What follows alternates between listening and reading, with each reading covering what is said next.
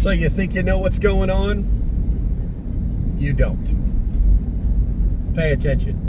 Is critical because this is what convinces people to accept, to legitimize total biometric surveillance.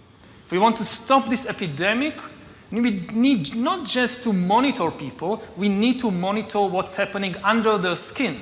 What we have seen so far, it's corporations and governments collecting data about where we go, who we meet, what movies we watch. The next phase is the surveillance going under our skin. Mass surveillance systems established even in democratic countries, which previously rejected them. And we also see a change in the nature of surveillance. Previously, surveillance was mainly above the skin. Now it's going under the skin. Governments want to know not just where we go or who we meet. Above all, they want to know what is happening under our skin. What's our body temperature? What's our blood pressure? What is our medical condition? You know, the whole idea that humans have, you know, they have this soul or spirit and they have free will and nobody knows what's happening inside me. So whatever I choose, whether in the election or whether in the supermarket, this is my free will, that's over. We humans should get used to the idea that we are no longer mysterious souls. We are now hackable animals. So I want to talk to you today about the future of our species and really the future of life. We are probably one of the last generations of Homo sapiens. Within a century or two, Earth will be dominated by entities that are more different from us than we are different from Neanderthals or from chimpanzees.